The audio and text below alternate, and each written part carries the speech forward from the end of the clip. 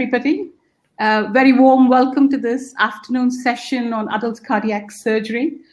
As you all know, we have 10 talks lined up, and the session is from 1:30 to 3 o'clock, and we will stick to the timings.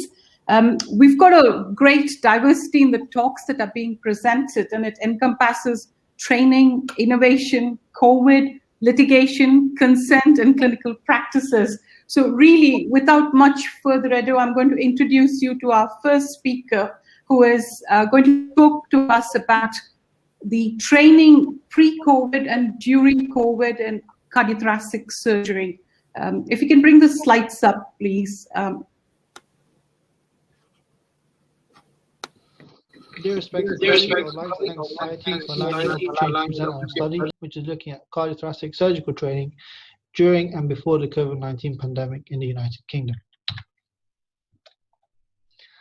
As we are all aware, COVID-19 has had a significant impact across all global healthcare systems, and in order to provide care to the exponential rises in cases, the healthcare system underwent emergency workforce restructuring, with trainees being redeployed to specialties on the front line. In cardiothoracic surgery, services were centralized, elective surgery cancelled, in an effort to continue to provide emergency and urgent cardiac care. We aim to assess the differences in training with respect to cardiothoracic surgery in the United Kingdom before and during the COVID-19 pandemic. An online survey was developed and validated by a group of experts and trialed with a small group of trainees before being disseminated to all educational managers at cardiothoracic institutions within the United Kingdom. We aimed for the period before COVID, representing the 1st of January to the 20th of March, and during COVID, which was 21st of March to the 7th of June 2020. In terms of respondents, we had 83 trainees respond to our survey, consisting of 44 national trainees and 39 non-national trainee number trainees. The mean age was 41, with a heavy male distribution in our respondents. And we can see what type of specialty the trainees were in at the time of surgery from the pie chart and the geographical location from image B. In terms of results, we found that the number of theatres allocated to trainees before COVID was on average 3.1 per week, which decreased significantly to 1.7 during COVID. And as a result, trainees felt that the time allocated to surgery was insufficient during the COVID pandemic and were unable to attend theatres in their free time, and felt that the trainees were unable to provide them with the required training. And this, with the increase in emergency cases, the lack of training opportunity can be seen in the number of cases that were performed by the trainees as a primary operator, with the red bar showing the time during COVID and the blue before, and we can see a significant shift to primary operators of trainees being less than 25% of the time during the COVID-19 pandemic. We also asked them what kind of modality would be helpful going forward in terms of enhancing their education in terms of surgical training.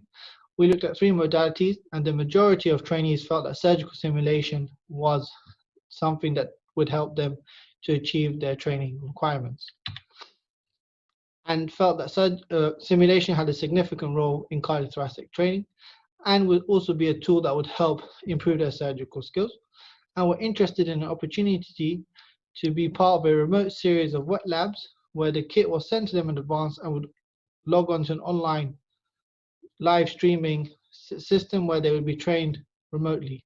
And we are in the process of trying to develop this. In conclusion, trainees across all specialties, surgical and medical specialties, were affected by the COVID-19 pandemic and resulted in reduced training opportunities or being redeployed elsewhere to the frontline services. This has a significant impact on training, and in terms of the impact it has, someone could argue that surgical disciplines had a significant more impact, as surgery relies on hands-on training to develop and maintain one's level of skill, and resulting in multiple lost months of surgical training, which can be substantial going down the line. COVID-19 has presented multiple problems and has highlighted certain areas of weakness within the current training program. Simulation is an established method to improve surgical training skills and is widely used across multiple surgical specialties. However, in terms of cardiothoracic surgery, it's underutilized in relation to other specialties. And simulation may hold the key to improve education and training, but still needs to be developed in a structured program and validated before being implemented into the current training programs. And ultimately, the challenges that COVID has resulted in us, and the problems and weaknesses as highlighted should be used as a springboard to allow us to improve and advance our surgical training in the United Kingdom. Thank you very much for your time.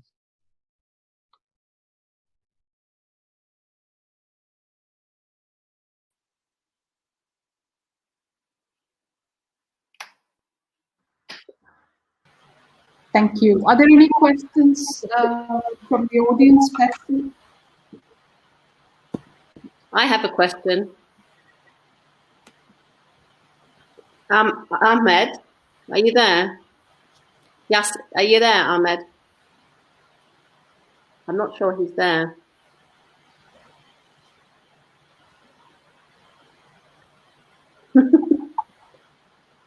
Do we have a speaker available to answer questions? He's not here, so I think we'll just move on with the second talk, Okay. unless there's any discussion you wanted to have amongst the. No. It was a discussion question, but you can't discuss on your own. So I will move on if that's okay. We have Ben Adams, who is our next speaker, and he's going to do a presentation on the effectiveness of cardiac surgical video clinics. I hope Ben Adams is with us.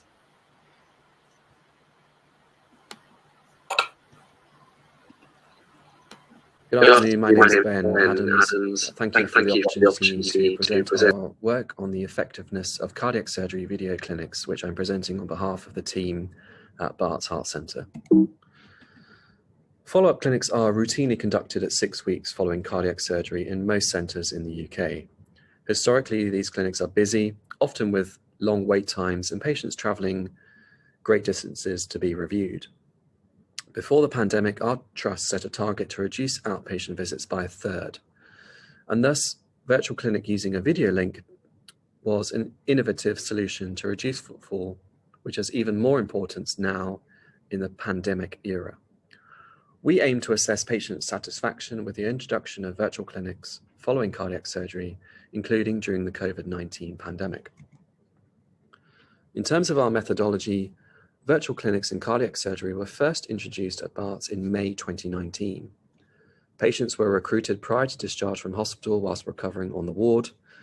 They completed a questionnaire 1 week before that clinic on their symptoms, their level of activity, any complications since discharge, and their medications.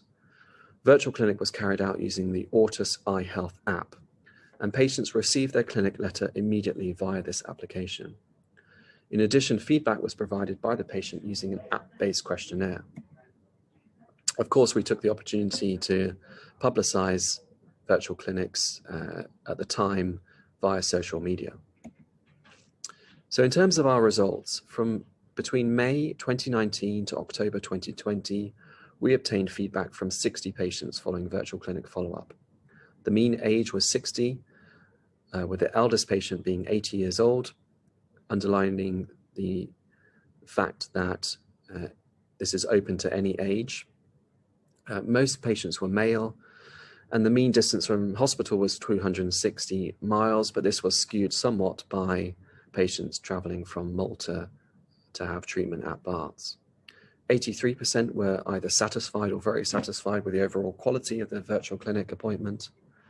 A third had saved a day of annual leave. 63% had saved over £10 in travel costs, and 57% of patients had saved over 3 hours of time because of the fact that virtual clinic existed. There were no conversions to face-to-face clinic. So in conclusion, we present the process and patient experience of virtual clinic follow-up for cardiac surgery patients at Barts. Routine follow-up clinics following cardiac surgery can safely be provided using telemedicine, and we've shown that this can be performed with high levels of both patient and also clinician satisfaction. Thank you very much for your attention.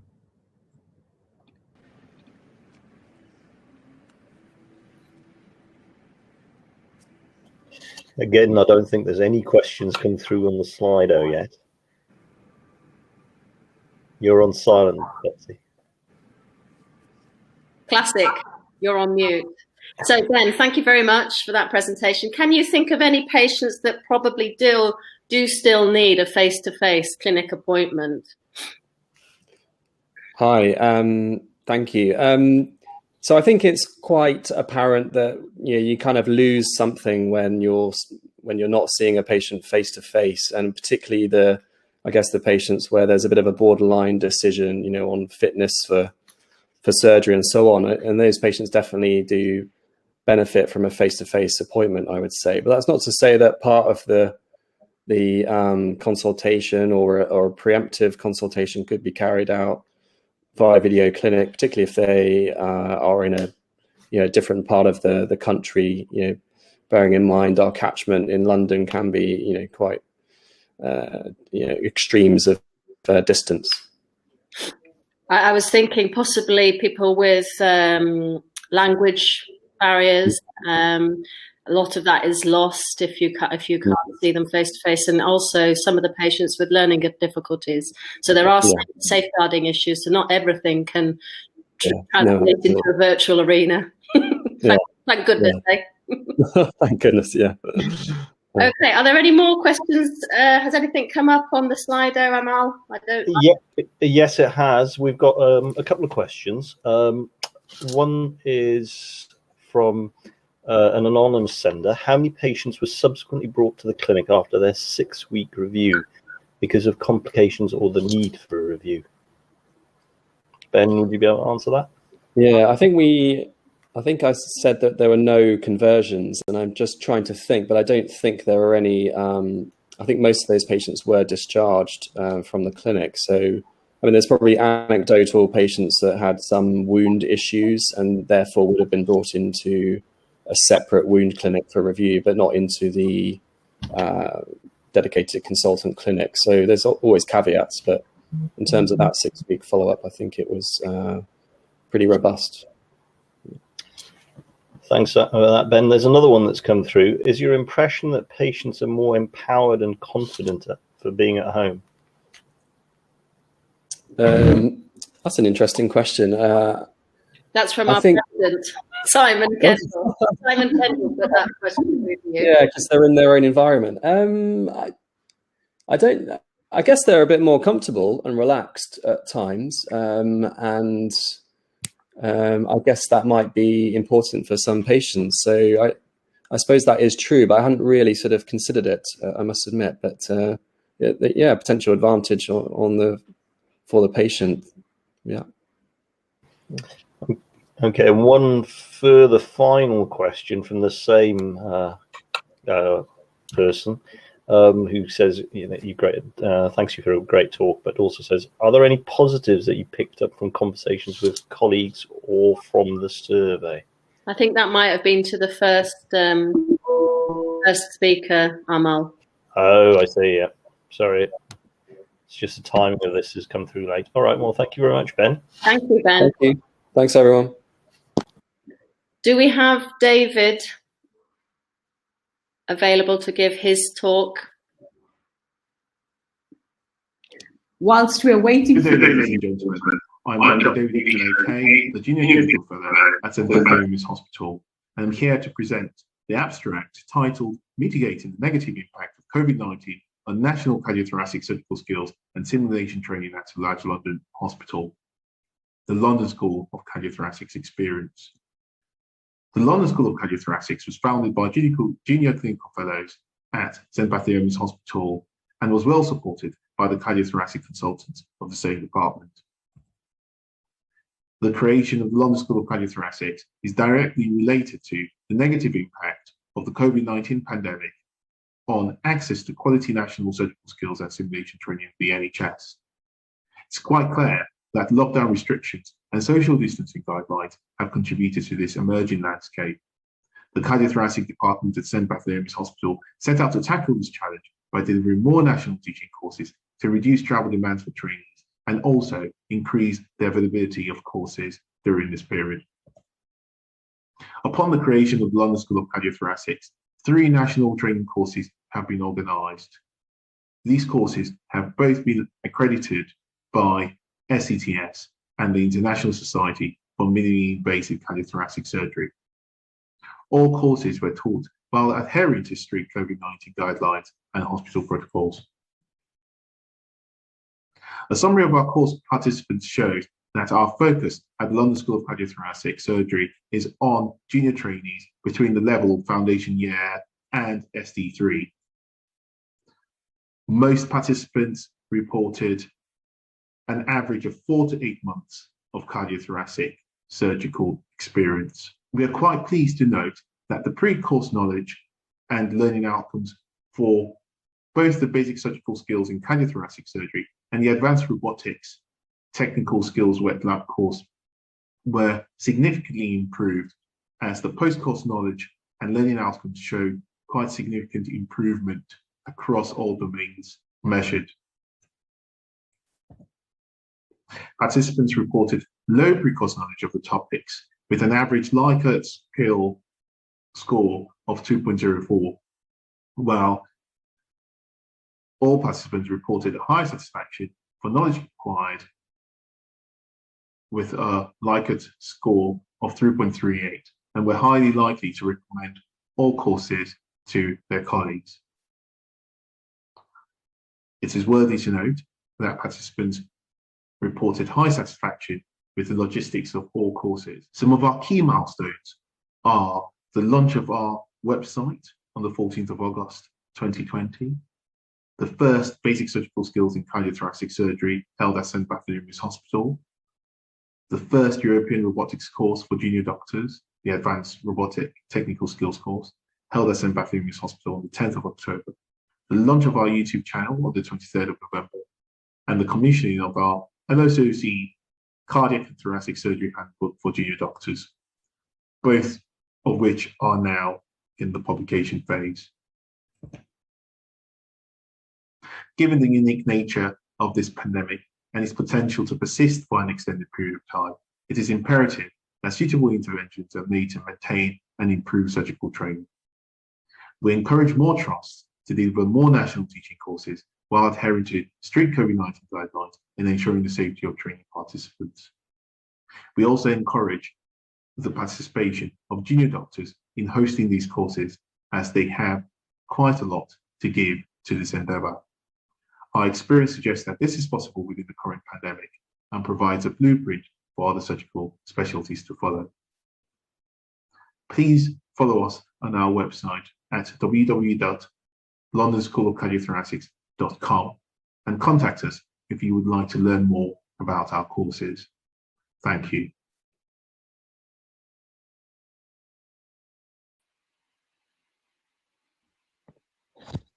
Thank you, David, and welcome. Hello there, afternoon. Very good presentation, and I'm glad you've managed to be so productive in your group over that horrific year that we've experienced. Amal, sorry, I'm not able to see the Slido. Have there been any questions from the audience to David? Oh, he's on silent, but I think that's a no. Indu, do you have a question?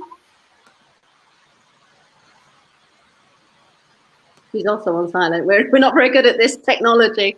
I have a question. Okay, welcome, Mr. Roselli. Eric Roselli's tuned in from the States, so he has a question for you, David. Thank you, David. That was a great presentation.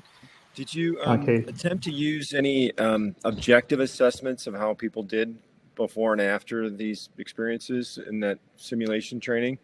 For example, do you video record yourself performing these simulations?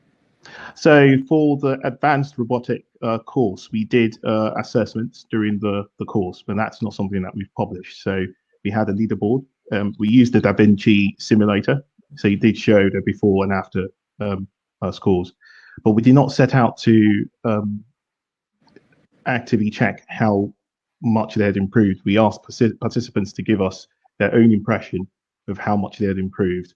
And most of these are junior doctors, so a lot of them had seen this for the first time. They'd never used the Da Vinci robot before. But it turned out that a lot of them were good at gaming, and it was quite impressive to see the scores that they had. And we had a winner at the end of the course. So we did do that, but it was not something that we decided to publish. We do have the data, and our hope now is that we're going to run the same course again this year, and we're going to do that in 3 years and then collect that and probably publish those results later in the future. Oh, that's a great idea. Very interesting. Mm-hmm. Just to remind everybody also that there's a poll, and we're supposed to be scoring each presentation. It's in the Q&A and poll section of the screen. So if there's no other questions, I'd like to thank David and introduce the next speaker. Thank you. Yasser Ahmed. Re-exploration for bleeding or tamponade is timing everything.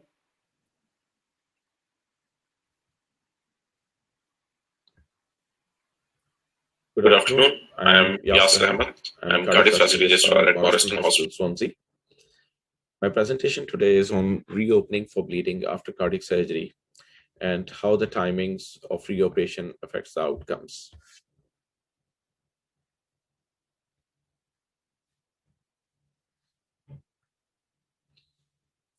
In introduction, it is needless to say that bleeding after cardiac surgery is critical and has significant consequences. Our hospital incidence for reopening is 4.26%. We aim to identify if early reopening for bleeding reduces its serious outcomes.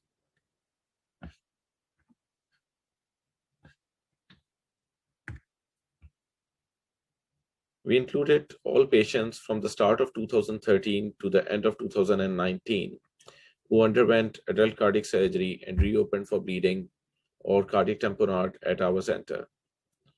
We retrieved the data from the database, identified the patients underwent reoperation for bleeding or tamponade, and reviewed their notes. We confirmed the timings of reoperation from the TATER registry, and we further authenticate the data with various clinical systems and discharge summaries. We divided the patients in 2 groups, Group A, early reopening, which was within 6 hours, and Group B, late reopening, 6 to 48 hours. There were 4,429 patients who underwent cardiac surgery over the period of 7 years at Morriston Hospital. 189 patients were reopened for bleeding or tamponade over this period. We excluded 33 patients who were reopened after 48 hours, which left us with 156 patients, 3.5%, who were reopened for bleeding or tamponade within 48 hours of cardiac surgery. These are the demographics of both groups. Patients in Group B were tended to be older, with significant number of operations performed as urgent and emergency in comparison to Group A. Among all demographics, there was a statistically significant difference of logistic Euro score between the 2 groups.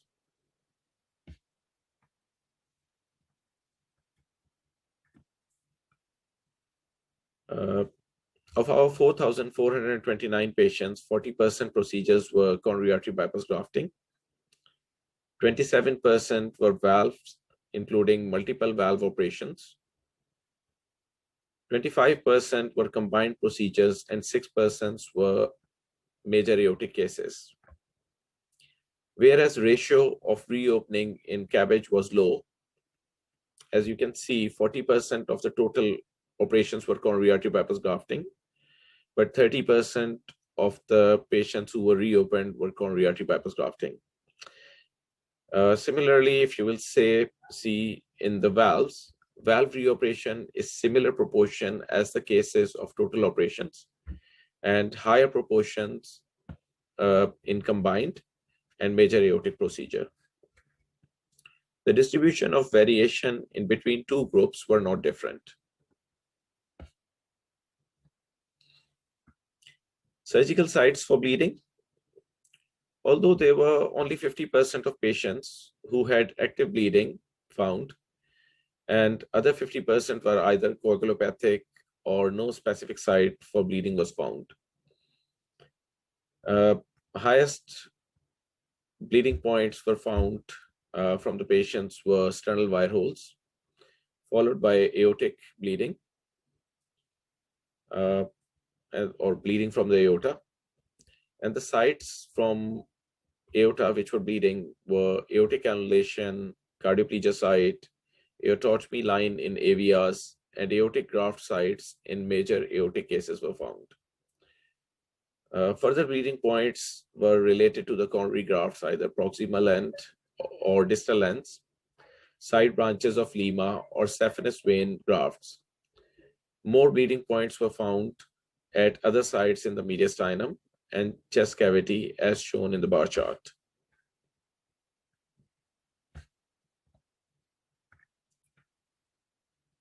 Post-operative stay. Group A seemed to have shorter stay than Group B, but it is not much significant statistically.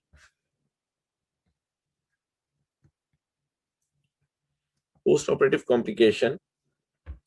Post-operatively, there were more complications in Group B. There was significant difference of deep sternal wound infection with the p-value of 0.3.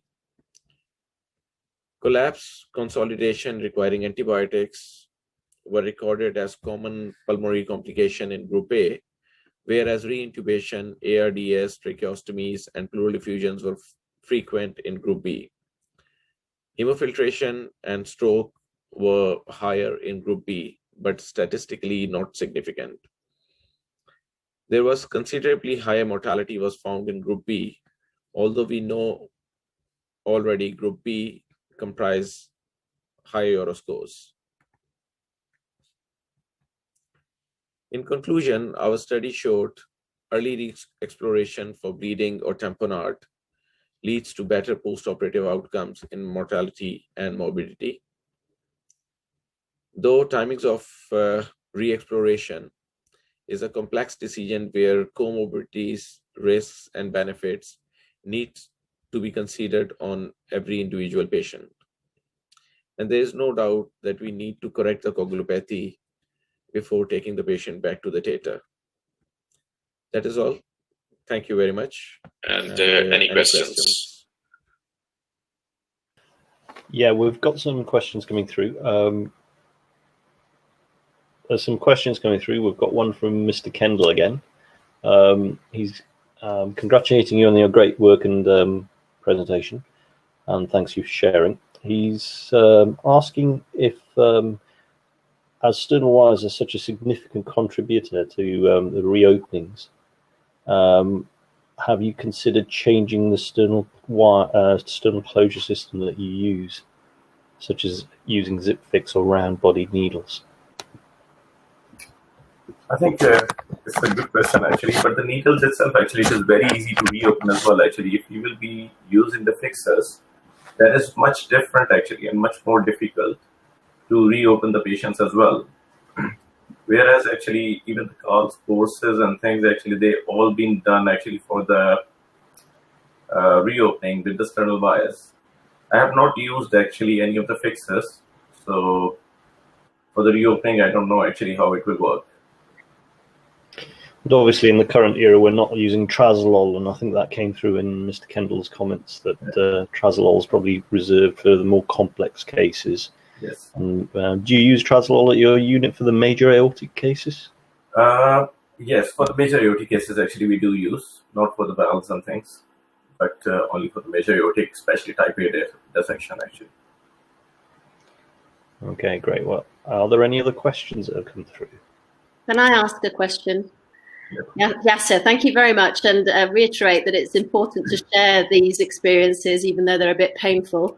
Does your unit now think of an algorithm that it might use for assessing bleeding at the end of the case? I know that Papworth have come out with a check bleeding site algorithm, and maybe also when to assess a patient to take them back to theatre based on what you found with your two groups.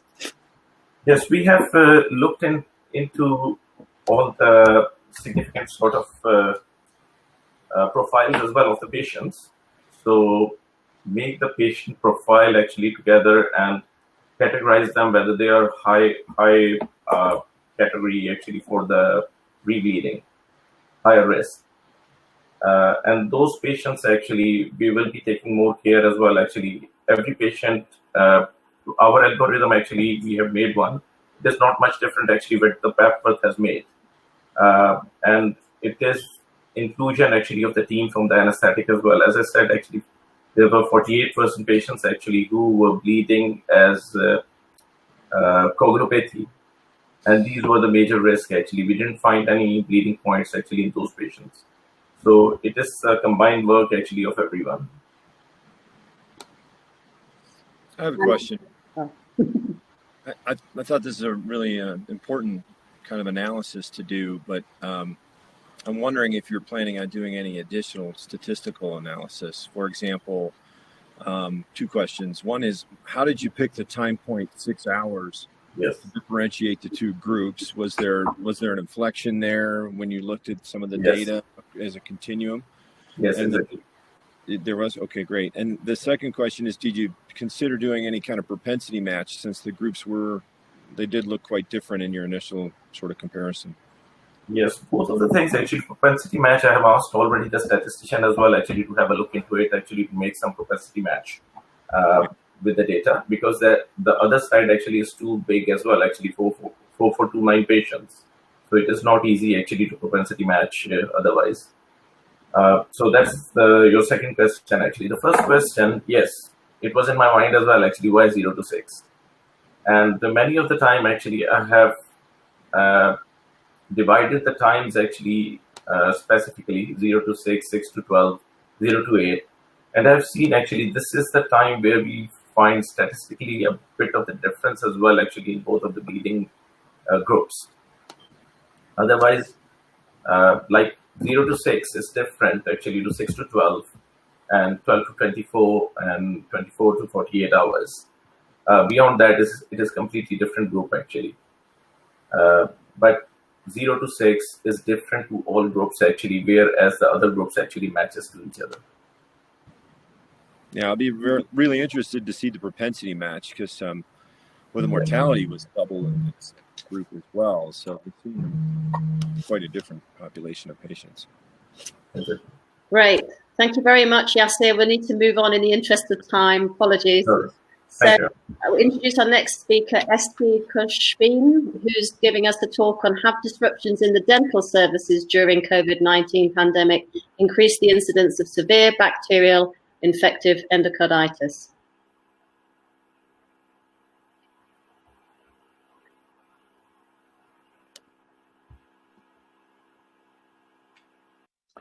Distinguished members of the society, ladies and gentlemen, thank you for the opportunity to share with you this observational study that questions have disruption in dental services during the COVID-19 pandemic increased the incidence of severe bacterial infective endocarditis. The oral cavity and its pathogenic organisms are commonly associated with bacterial infective endocarditis. This is a picture of Streptococcus organism, and that's what a Streptococcus organism can do to a human heart valve. This is a transesophageal echocardiogram of one of my patients, and on the left you can see the total destruction of the aortic valve leaflets, and on the right hand side you can see the Doppler image of a severe perforation of the anterior mitral valve leaflet. This patient had aortic and mitral valve replacement. So poor hygiene is an obvious potential culprit. We reviewed the potential association between disruption in dental services during COVID-19 pandemic, the frequency of referral with severe bacterial infective endocarditis for cardiac surgery. This was a single institution, part prospective observational study. Consecutive urgently referred adult cardiac surgical patients were studied before and after the national lockdown in March 2020. Patients were referred from major hospitals in the northeast to our tertiary center. A total of 604 urgent patients were treated between October 2018 and October 2020. A proportion of them for bacterial infective endocarditis. We also look at the data regarding the causal organisms. These pie charts illustrate all urgently referred patients in that study period, with bacterial infective endocarditis in light blue showing 7% in both years. So the proportion of patients referred for cardiac surgery for severe infective endocarditis of native or prostatic valve remained unchanged before and after COVID lockdown. There were 19 patients, 7% last year compared to 21 patients, and equals 7% of urgent referrals in the previous year. There was similar proportion of prostatic valve endocarditis in both years. This table illustrates the surgical versus the conservative management of infective endocarditis in our center. And the bar chart summarizes the causal organisms involved. The incidence of severe bacterial infective endocarditis caused by Streptococcus species had risen from 2 to 7 in the study period, but there was also a significant reduction in the incidence of bacterial endocarditis with unknown organisms. So in conclusion, there was no rise in incidence of severe infective endocarditis. However, the incidence of severe infective endocarditis with confirmed Streptococcus organisms had risen. This may be a result of oral transmission, secondary to major national disruption in dental services due to COVID pandemic, or could be as a result of improved microbiological diagnosis through blood culture. However, General Dental Council accepts that access to dental services has been severely limited during COVID-19 pandemic, and that the dental services will take time to recover. However, the dentists feel confident that they could do their job safely. However, they are uncertain whether or not they'll be able to meet patient demand. I thank you.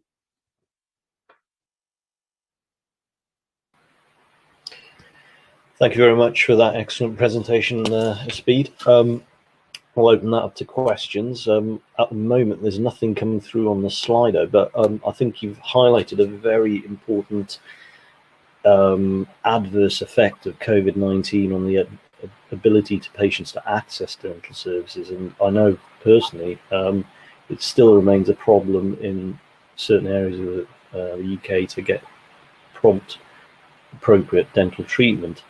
I wonder, Eric, do you have the same sort of problems across in your part of the world? Yes, we do. We've seen delays for sure.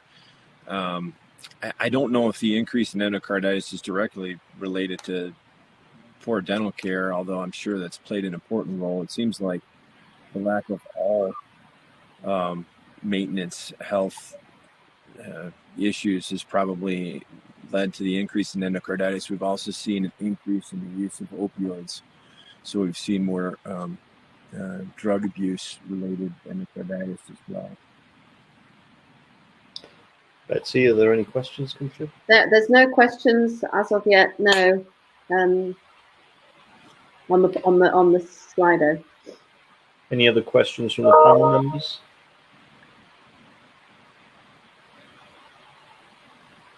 Well, Speed, thank you very much for that illuminating presentation, and we'll look forward to seeing how things progress. It'd be interesting to see if there's a change post the restoration of access to healthcare and how we restore our levels of endocarditis, hopefully to pre-COVID levels. Thank you. The next speaker I'd like to invite up is Matthew Durand-Hill, and he's going to give a talk on animation-supported consent for coronary artery bypass graft and aortic valve replacement surgery. So Matthew, are you there? Hi, my name is Matthew Durand-Hill. I'm here to present our quality improvement project on the use of animated supported consent for aortic artery bypass and aortic valve replacement procedures.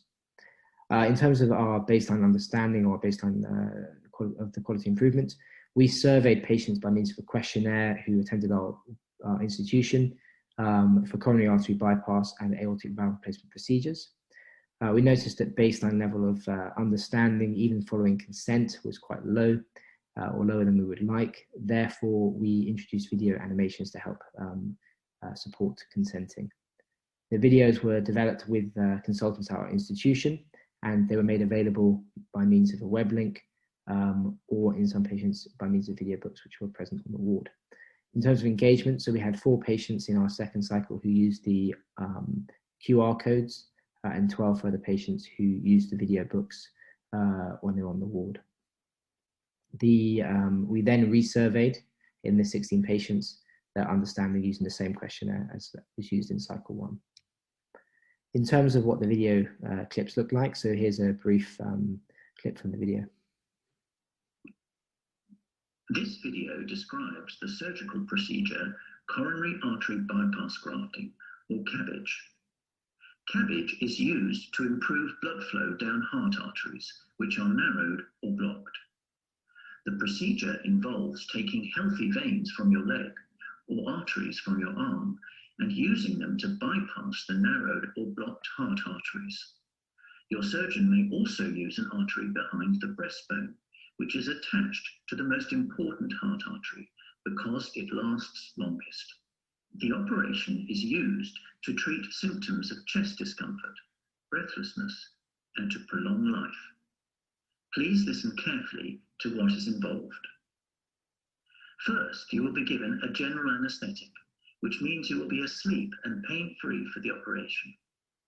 Your surgeon makes a cut down the center of your chest, through the breastbone, to directly see the heart. Blood is usually redirected into a machine to provide oxygen so the heart and lungs can rest whilst the surgeon works. At the end of the procedure, your heart restarts. The breastbone is repaired with metal wires, and leg, arm, and chest wounds are closed with dissolving stitches. The whole procedure takes about 4 hours. The video then goes on to talk about what patients need to do before the procedure, what happens after the procedure, and the risks of the procedure as well. So in terms of our results, so there was a significant improvement in terms of understanding from patients in terms of the benefits of the procedure, alternatives to the procedure, and also overall the procedure itself and what the procedure involved. Whilst it was not statistically significant, there was also a improvement in terms of understanding of the risks of the procedure as well between the 2 groups. Feedback from patients was also positive. So patients said they would recommend the video. They found them very useful. It was particularly useful in non-native English speakers, as we had other translations of the videos available. And it was also useful for patients who had poor eyesight, who previously struggled with the leaflets or other written material that was provided to them. Some of the cons, so some people thought there might be blood in the video, and it therefore made them feel anxious about watching it. And also some people weren't able to use the QR code. So that's why we introduced the video books. In terms of the conclusions, so our animated support group had greater levels of understanding of the procedure, its benefits, its risks, and its alternatives. Patients recommended the use of animations to other patients, and also staff found it time-saving as well. And we'll continue to use this in our institution. If anyone's got any questions, please let me know. Thank you for your time.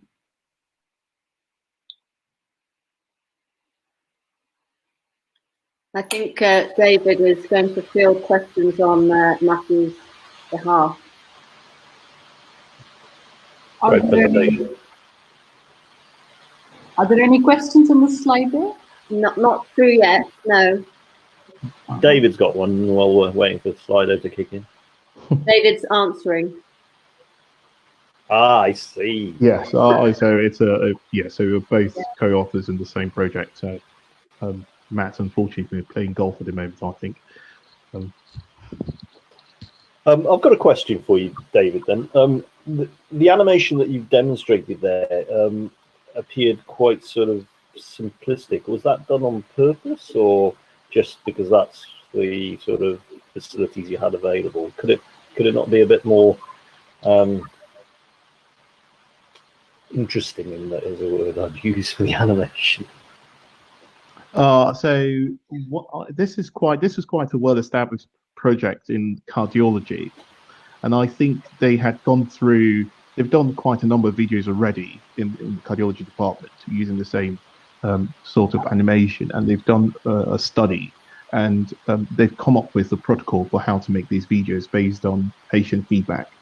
And what you would notice is that you would think patients want a lot of information about their surgery, but it turns out that patients are actually quite worried and get quite anxious. So there's a fine line between giving them that level of information that will give them the ability to provide consent, but at the same time not scare them off or make them too anxious. So that's why some of the videos do look simplistic, but it's done on purpose to achieve the greatest understanding possible. There are a couple of questions through again. Simon Kendall's obviously very busy asking questions. So his latest one was, when asked for feedback from the patients, were the patients asked by independent party, or were they asked by you guys who are actually performing the consent to avoid obviously pressure of being positive towards one way of treating them? Yes, so we left the questionnaires with them and then asked them to fill the questionnaires, and then came back and picked them up. So it was part of their part of the admission process. Once they came into the hospital and they were spoken to by the nurses, they were handed over the questionnaire and asked to fill it in if they had watched the video, and then we came later to collect the questionnaires. Can I come in there with a comment, David? The presentation only showed a part of the animation because it was quite clear the one explaining the risks and others were not shown. I presume that's all an animation form. I mean, I tend to share Amal's view that the video came across as a little bit too simplistic, but the idea is a great one in having video consent, but the risks at the end could be explained by the surgeon, which is always bespoke for the patient. I was wondering what practices Eric has at Cleveland Clinic now, and if they have moved on to this video consents yet.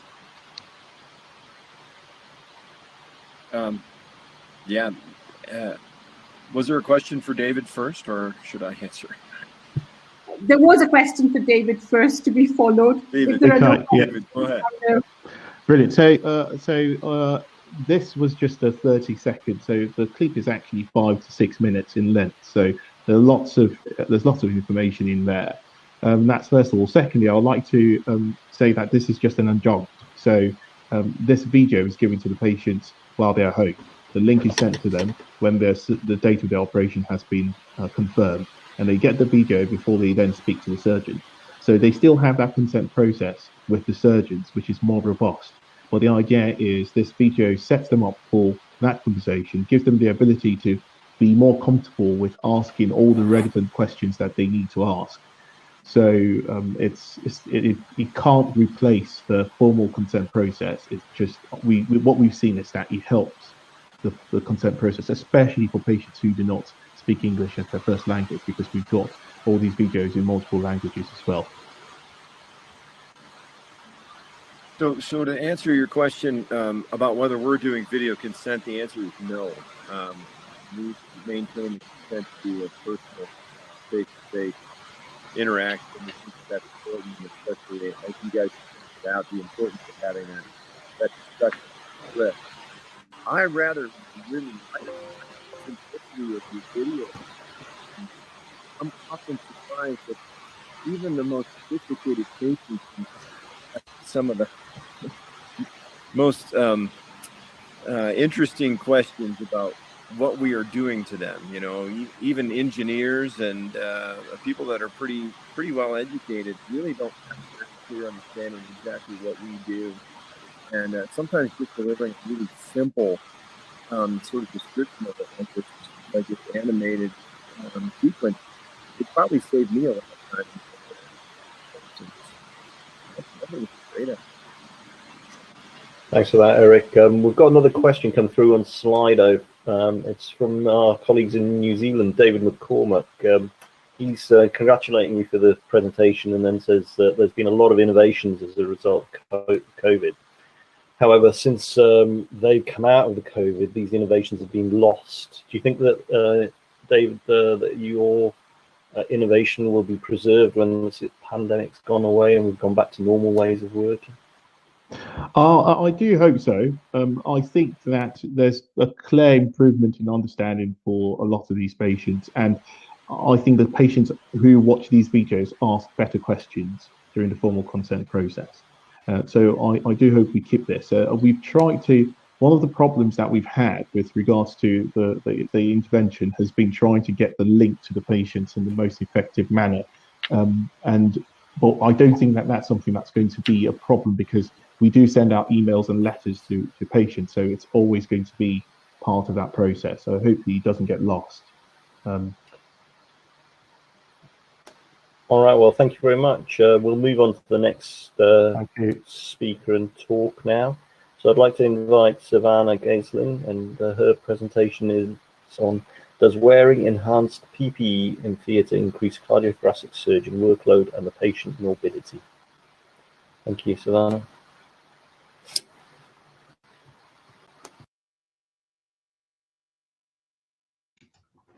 Hello and welcome to my presentation. My name is Savannah Gaislin, and today I'll be discussing whether wearing enhanced personal protective equipment in theatre increases surgeon workload and patient morbidity.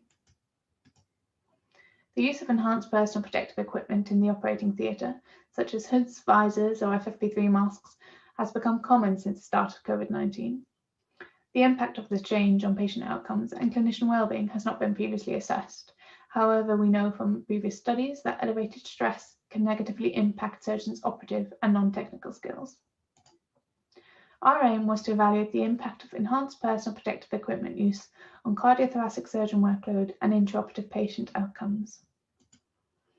Surgeon workload is defined as the cognitive and physical cost incurred by an operator doing a surgical procedure. In 2011, a tool was developed to assess this cost called the Surgeon Task Load Index, or SurgTLX. It encompasses 6 subscales ranging from mental demands, physical demands, temporal demands, task complexity, situational stress, and distractions, each with a score of 0 to 20. We asked cardiothoracic surgeons performing as primary operator between June and October 2020 to fulfill procedure-specific questionnaires. These included operative details pertaining to the surgeon and patient, the SurgTLX tool with an additional scale of communication difficulty, again ranging from 0 to 20. We also asked surgeons to report whether they'd found the procedure more difficult or to take longer than they'd expected. Local approval was obtained at individual sites, and our data was analysed using Stata with students' t-tests or Fisher's exact tests as appropriate. We received 80 complete responses from 8 surgeons. 58% of cases were thoracic, and enhanced personal protective equipment was used in 83% of cases. As demonstrated in this graph, enhanced personal protective equipment was associated with higher surgeon workload with a significant p-value of 0.03. We also found that enhanced personal protective equipment use was associated with higher distraction and communication ratings, each with a significant p-value of 0.002 and less than 0.001. We did not find any association between enhanced personal protective equipment use and subjectively increased operative challenge or longer operative time than anticipated. The group that was not wearing enhanced personal protective equipment had a higher rate of adverse events as 43% compared to 12% in the group wearing enhanced personal protective equipment. In conclusion, the use of enhanced personal protective equipment in the cardiothoracic surgeon cohort may be associated with increased surgeon workload, distraction, and communication difficulties. These findings each provide targeted areas for development and improvement. Thank you for your attention. The full publication is available at the British Journal of Surgery. Thank you very much, Savannah. We'll open that up to the floor for any questions. We're waiting for Slido to get analysed. Nothing through yet. Any comments from the rest of the... Can I ask a question, Savannah? Thank you very much for your presentation. What's your definition of enhanced personal protective equipment? Because there's various ranges depending on who you speak to. So what was your definition? So it was actually anything above baseline. So initially we had stratified it in the questionnaire to be divided among even, let's say, an apron or double gloving, any sort of mask or hood. And we had divided that in the questionnaire, but we didn't have enough responses to then analyze it separately, each component. So we just put them all together as in baseline or any additional sort of PPE. Thank you. Because I certainly found when we started operating and we were wearing visors, masks, gloves, gowns and everything for a protracted period of time, that it was very hard to communicate. But we've obviously streamlined that now. And some people couldn't wear the mask. They had to wear a full hood with a hose coming out the back of their head.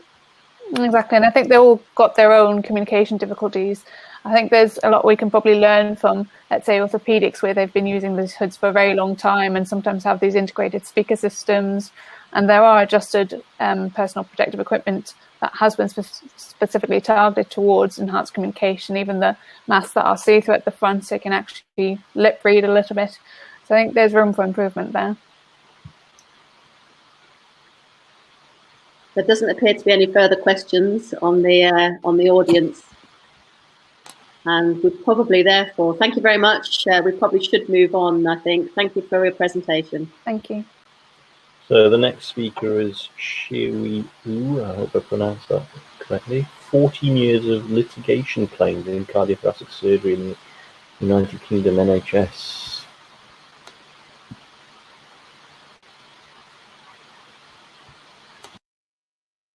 Hello, my name is Shui Wu. I am a clinical fellow working in Bristol Heart Institute. I would like to present our findings on litigation claims in cardiothoracic surgery. So approximately 50,000 cardiothoracic surgical procedures were carried out between 2006 and 2015.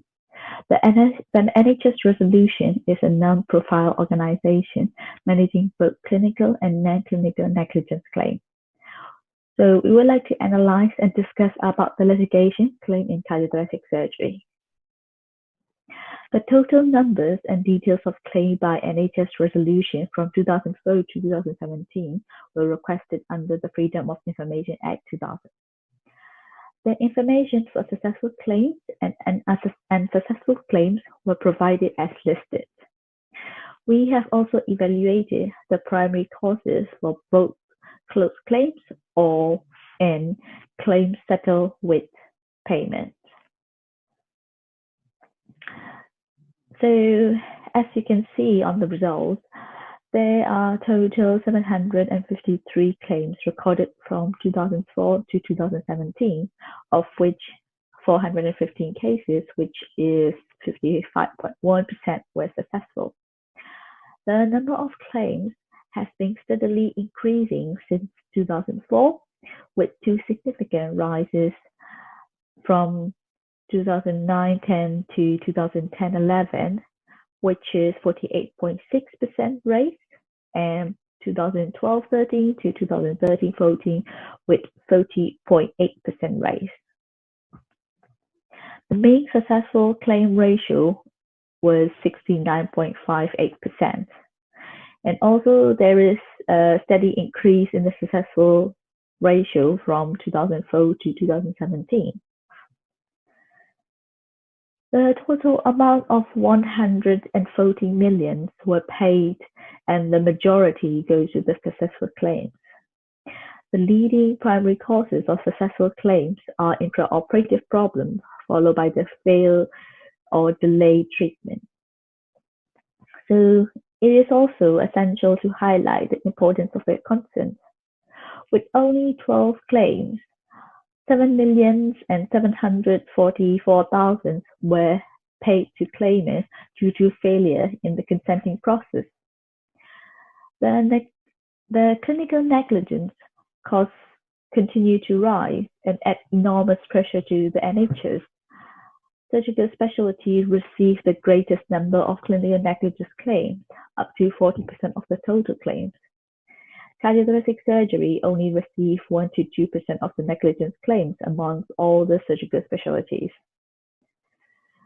And also the average time from case certification to settlement was around 25.5 months, which could potentially be affecting the trust and the consultant surgeons for the long period of time.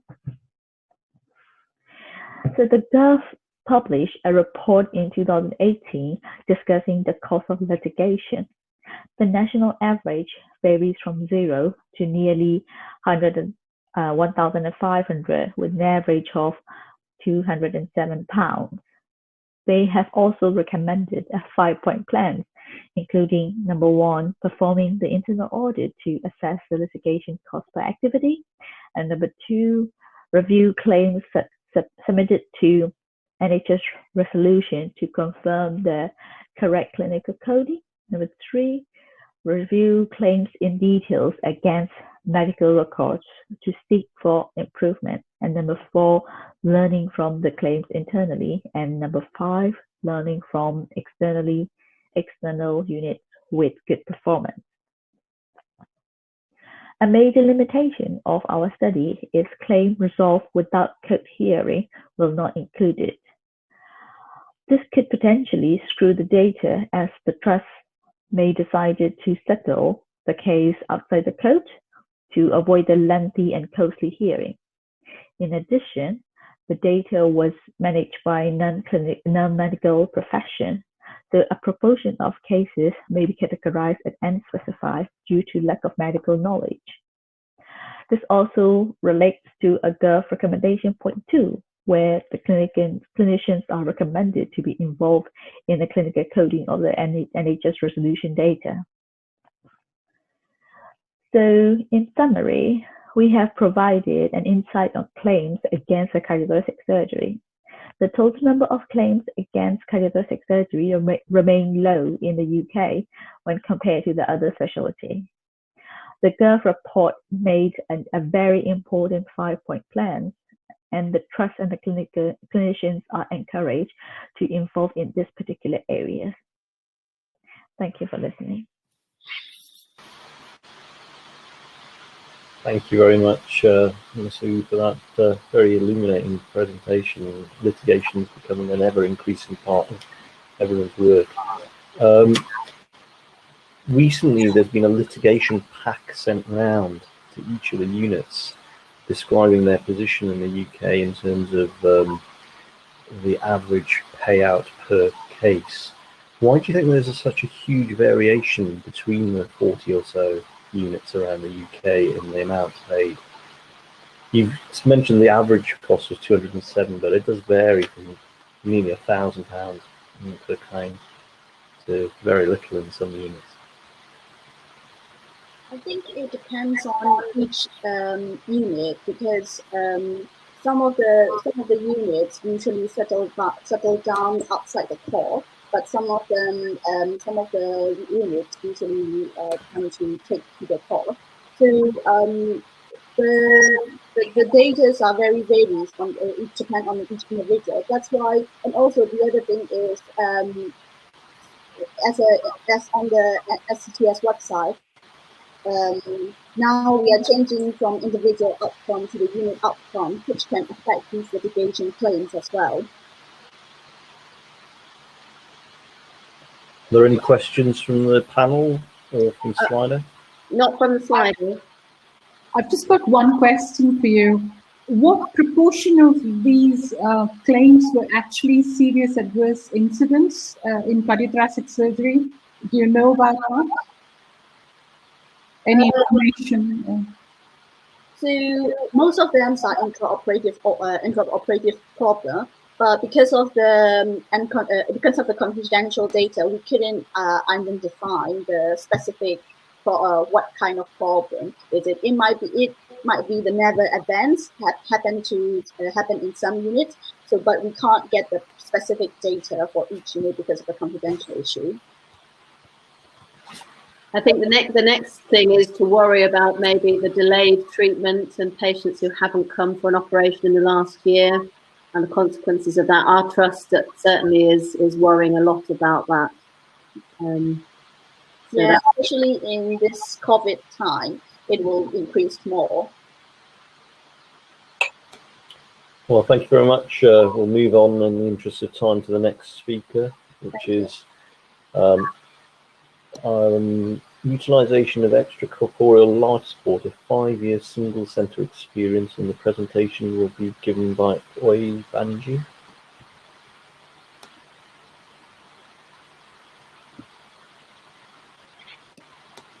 Chairman, ladies and gentlemen, thank you for the opportunity to present our 5-year experience of extracorporeal life support.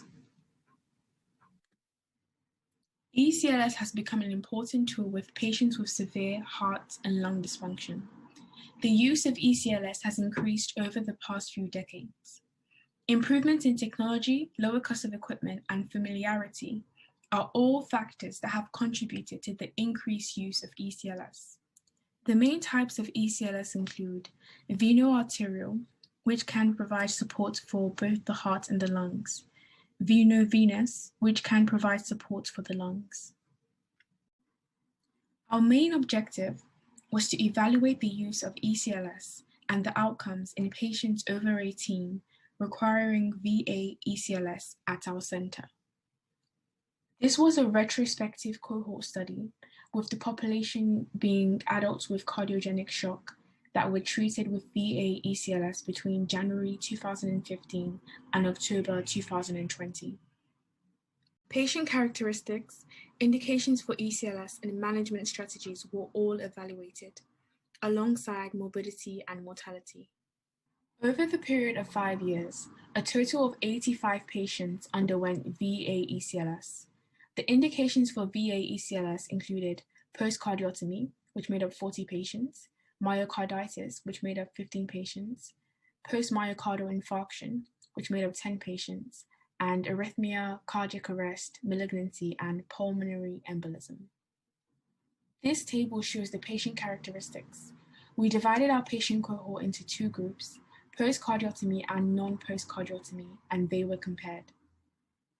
The post-cardiotomy patients had a mean age of 57 compared to the non-post-cardiotomy patients who had a mean age of 48.6. The post-cardiotomy patients had a greater incidence of hypertension, pre-existing renal failure, and peripheral vascular disease compared to the non-post-cardiotomy group. This table shows the operative details of 40 post-cardiotomy patients. A majority of patients underwent extensive thoracic aorta surgery. Most of the patients had an elective procedure. The overall mortality in this group was 77.5%. 82.5% of patients were centrally cannulated, and 85% of patients had their chest open following the primary procedure. The outcome of the 2 groups are shown in this table. Post-cardiotomy patients had a higher mortality of 77.5% compared to 51.1% in the non-post-cardiotomy group. The post-cardiotomy group also had a higher incidence of returning to theatre, and the mean hospital stay length was 85.3 days compared to 33.8 days in the non-post-cardiotomy group. In the non-post-cardiotomy group, 42.2% of patients presented with limb ischemia versus 5% of patients in the post-cardiotomy group. In regards to the survival rates in the non-post-cardiotomy group, 46.7% survived at 6 months, and 40% of patients survived at 1 year. In summary, ladies and gentlemen, post-cardiotomy survival rates are worse compared to non-post-cardiotomy patients. Non-post-cardiotomy patients have a higher incidence of limb ischemia, while post-cardiotomy patients have a higher incidence of returning to theatre. Strategies to improve outcomes are needed for post-cardiotomy ECLS patients, but ECLS is a valuable resource for temporary cardiovascular support in patients that would otherwise die. Thank you for your time. Well, thank you very much for that great presentation. We'll open that up to questions from the floor and from the panel while we're waiting for Slido to kick in, if it kicks in. Hello. Hi. Great. Is there, with that huge mortality in the post-cardiotomy group, a valid reason to put these patients onto this sort of support? I'm so sorry. Sorry. Sorry, did you hear my question? No, sorry. Can you repeat the question? Sorry. Yeah. Thank you for the great presentation. The mortality in the post-cardiotomy group is near 77%. Yes. Is this a therapy that we should continue providing? That's a good question. And I think when we looked at the life expectancy afterwards, I think that it's still a good therapy because it works in the 20% that do survive. So I think putting that into perspective, yes, the mortality rates are high, but I feel like the people that do undergo the procedure and survive, it's still a good therapeutic procedure for them to go through. Is there any way of identifying factors in that 17.5 or 20% of patients that do survive that would allow you to select that group appropriately? Yeah, so currently there's a cardiogenic shock team that is made up of cardiologists, cardiothoracic surgeons, interventional radiologists, and perfusionists. Each patient that they're considering for ECLS, they review, and they review the patient, and then they select if this patient is fit enough to undergo ECLS. I think that during the study will allow us to stratify the patients better, so hopefully we are able to pick up patients that probably will have better prognosis with undergoing ECLS. Thank you. Eric, do you use ECLS in this sort of scenario still in the clinic? Yeah, sure we do. What we found though is with the use of with availability of the Impella, especially the higher flow Impella devices, that it's we've been able to salvage a lot more of those patients, and we've moved them from an ECMO to an Impella or a more particular sort of device earlier. We think it's made a little bit of a difference in outcomes, but those post-cardiotomy shock patients are really hard. Any other questions from the floor? I see something's come through on Slido. Can I ask you, how many of your patients stay? Did they all stay within your unit? Because your unit is Bart's, yes? Yeah. And it's not got a transplantation or a heart failure surgical domain as such. Did all your patients remain within St. Bartholomew's? No. So some patients were transferred to other hospitals, but we tracked their follow-up to see how long they were stayed in the other hospital and when they were discharged. But not all the patients were on their care.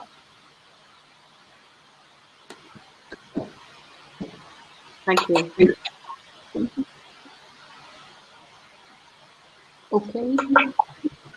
Okay, thanks for that.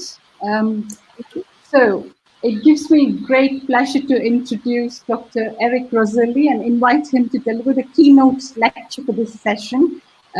Coincidentally, Eric, you were chief resident at Cleveland Clinic when Sunila and I were there. And needless to say now, Eric is the chief of adult cardiac surgery at the Cleveland Clinic. He's also the director of the Aorta Center. He also holds the Stevens Family Endowed Chair in Cardiothoracic Surgery. As all of you know, Cleveland Clinic has been one of the hubs of innovation in the United States for a very long time now. And I think it's very befitting that Dr. Roselli is here now to give us a talk on encouraging innovative practices in cardiac surgery. The floor is yours, Eric.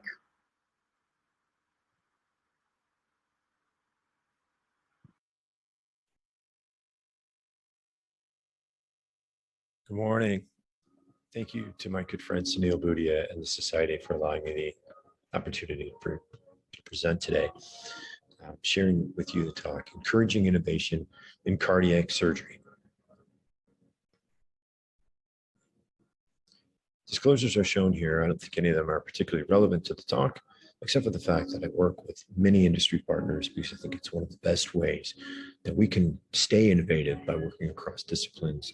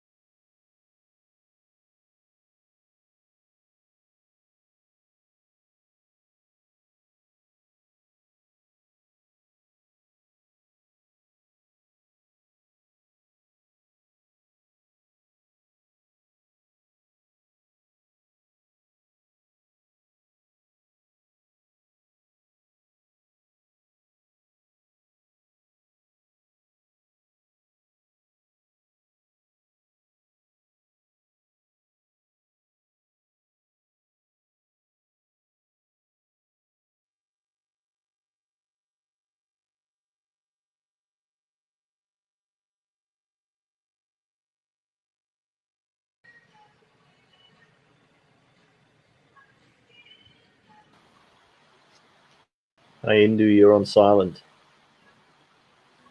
I just thought I unmuted myself. I'm sorry about that. Eric, that was a fantastic presentation and not surprising at all. Even back in 2004, Cleveland Clinic was huge. I mean, Cleveland Clinic equals Cleveland, I think, and that would be appropriate. And let's look at what questions the audience has first, and then we can save some comments for later.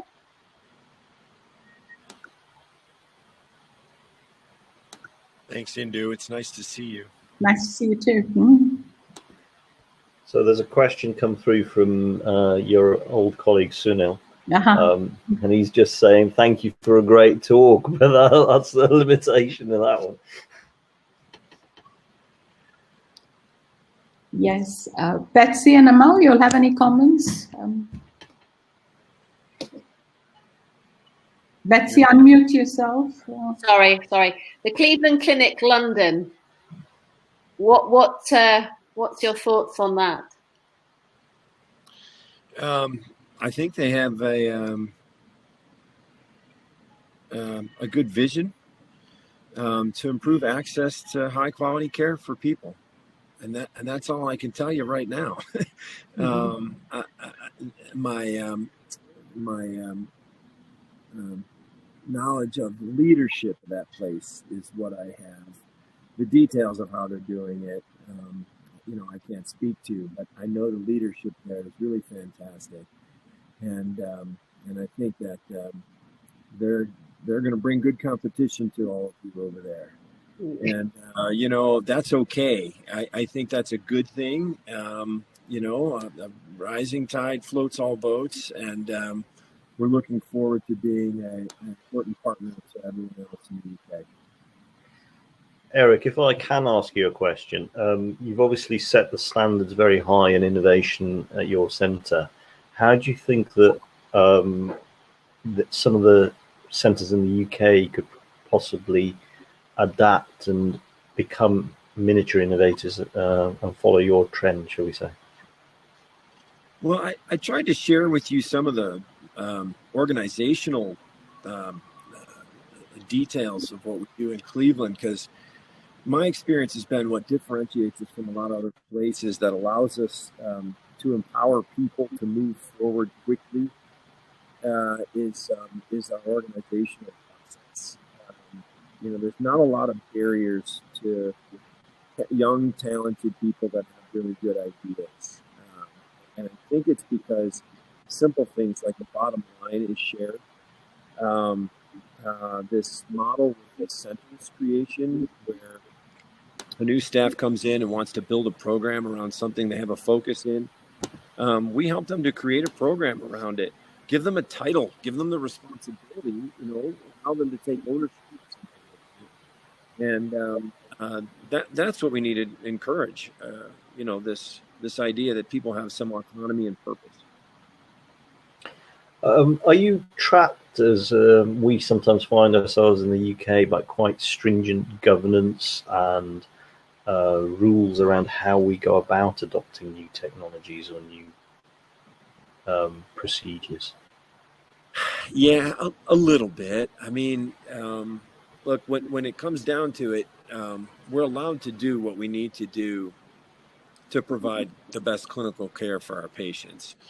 In Cleveland, we often are the last, like a quaternary referral center where, we're forced to be creative about particular problems. And we might see a high volume of unusual problems in a short period of time, which allows us to kind of learn quickly from something that's, you don't have statistics for, you just have an experience for. But once we start to gain ground on that, we're held to the same kind of standards as everyone else. So, for example, I mentioned how the frozen elephant trunk, I think in my talk I misspoke, it's actually 90% of the elephant trunks we're doing, not 90 of the 130, 90% of the 130. Well, we don't have a commercially available device yet in the US. So we've been using off shelf TVAR cases, hundreds of these cases. I haven't published any of them because we can't modify a level 3 device. So finally, after a couple of years of working with the FDA, we have a physician-sponsored IDE, so we can do prospective study and that. That costs money. So we have the support of the team in Cleveland to do that. But we're held to those regulatory pathways if you want to research things and study them. When it comes to clinical care, you can be as innovative as you have to as long as you're focused on the patient. And as long as you provide the informed consent, as we talked about the litigation issue. Okay. Thank you very much. Thank you, Eric. On that note, thanks, Eric, again for the wonderful keynote talk. I'd like to thank all the speakers. It was a truly diverse session, and I think quite stimulating too to see all the work that is being done in all parts, across the world. And on behalf of all my co-chairs and my own self, I'd like to thank you all for attending this session. And I would like to draw this session, well, before I draw the session to a close, I've got reminders on the screen. Could you all please vote and score the talks? Please do that. And I now call the session to a close. Thank you very much. Thank you. Bye. Thanks. Bye. Bye. Thank you.